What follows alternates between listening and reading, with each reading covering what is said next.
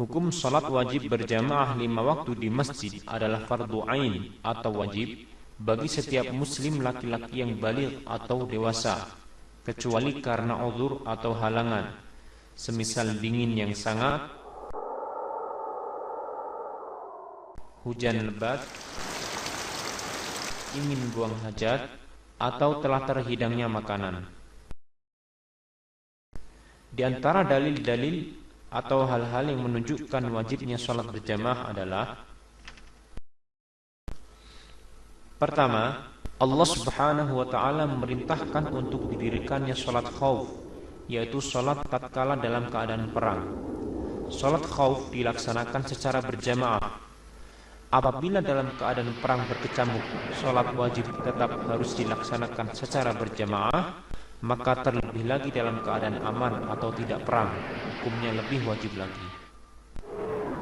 Kedua, Allah Subhanahu wa ta'ala memerintahkan kaum muslimin agar mereka ruku bersama orang-orang yang ruku, sebagaimana dalam surah Al-Baqarah ayat 43.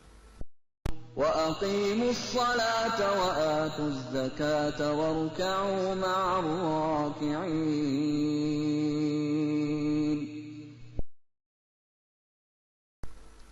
Kebanyakan para ulama mereka mengambil hukum dengan ayat ini tentang wajibnya sholat berjamaah. Hal ini dijelaskan dalam tafsir Ibnu Katsir.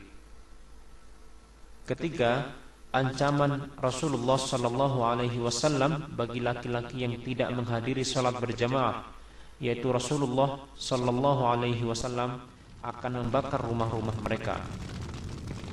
Di samping itu, Rasulullah sallallahu alaihi wasallam juga tidak memberikan keringanan bagi seorang yang buta yang ia mendengar panggilan azan untuk tidak menghadiri sholat jamaah, padahal ia seorang yang buta dan tidak memiliki penuntun yang membimbingnya ke masjid. Hal ini semua menunjukkan tentang wajibnya sholat berjamaah bagi laki-laki. Adapun wanita, maka rumah-rumah mereka jauh lebih baik dari masjid. Mereka diperbolehkan mendatangi sholat jamaah dengan syarat mereka menutup aurat dan tidak memakai wangi-wangian. Suami-suami mereka tidak boleh melarang mereka mendatangi masjid jika mereka telah memenuhi syarat tersebut. Namun demikian, sebaik-baik tempat sholat bagi wanita adalah rumahnya.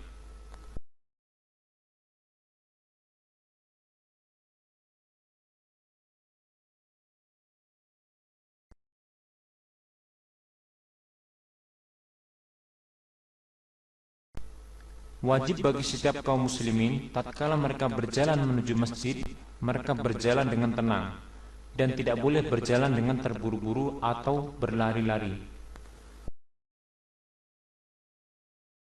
Allahumma ij'al fi qalbi nuran wa fi lisani nuran waj'al fi sam'i nuran waj'al fi basari nuran waj'al min khalfi nuran ومن أمامي نورا واجعل من فوقي نورا ومن تحتي نورا اللهم أعطني نورا.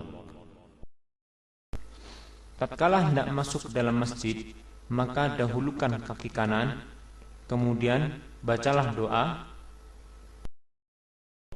Allahumma aftah li abwaab rahmatik.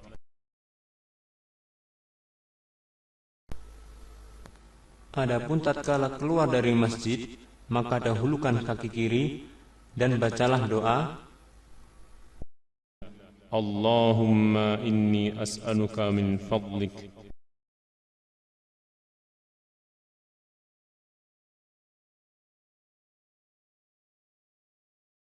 Wajib bagi imam untuk tidak memulai salatnya sampai shaf menjadi lurus, baik ia meluruskannya sendiri atau ia menyuruh orang lain untuk meluruskan shaf tersebut.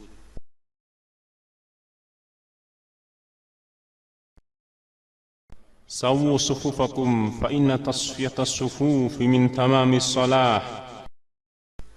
Lurusnya shaf yaitu dengan menempelkan bahu dan tumit sebagaimana dalam hadis berikut ini. Qala Anas wa kana ahaduna yulziqu mankibahu bimankibi sahibihi wa qadamahu biqadamihi rawahu al-Bukhari. وقال النعمان رأيت الرجل منا يلزق كعبه بكعب صاحبه رواه البخاري.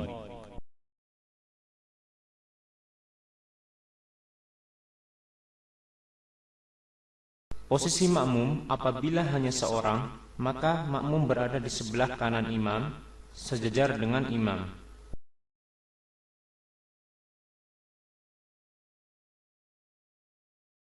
Adapun jika makmum 2 orang atau lebih, maka berdiri di belakang imam.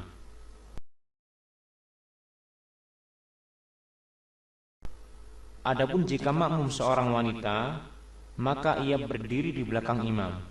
Sebagaimana sebuah hadis dari Anas bin Malik bahwasanya Rasulullah sallallahu alaihi wasallam pernah salat mengimami Anas dan ibunya atau bibinya, maka Anas berkata, فأقامني عن يمينه وأقام المرأة خلفنا رواه مسلم.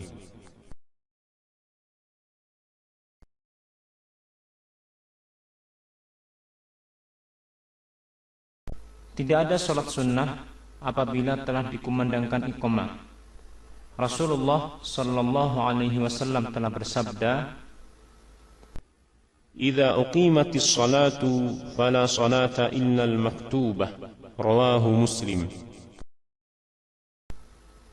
jadi apabila telah dikumandangkan iqamah, maka wajib bagi orang yang sedang melaksanakan salat sunnah untuk membatalkan salatnya, walaupun ia hampir selesai, karena adanya larangan dari Rasulullah sallallahu alaihi wasallam tersebut.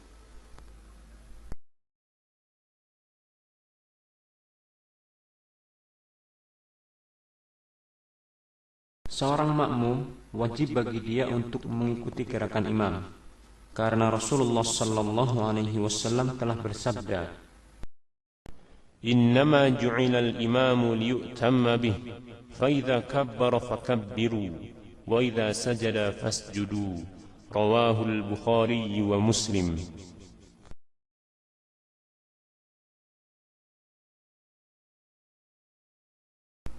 makmum yang masbuk atau terlambat, maka dia bertakbir, kemudian langsung mengikuti gerakan imam.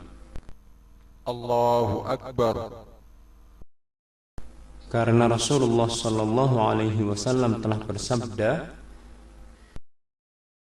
إذا أتى أحدكم الصلاة والإمام على حال فليصنع كما يصنع الإمام رواه الترمذي.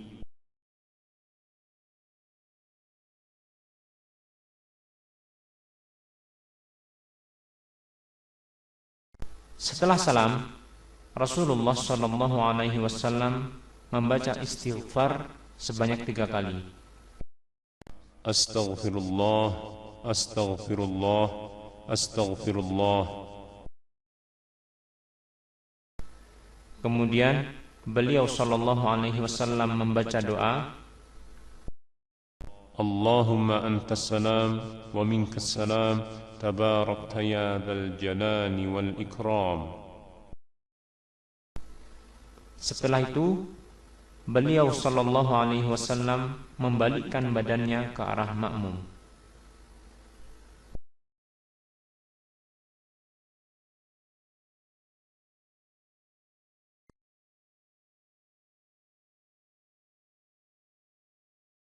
Jika imam batal, maka makmum yang berada di belakang imam langsung menggantikannya dan meneruskan salat tanpa harus mengulangi terlebih dahulu.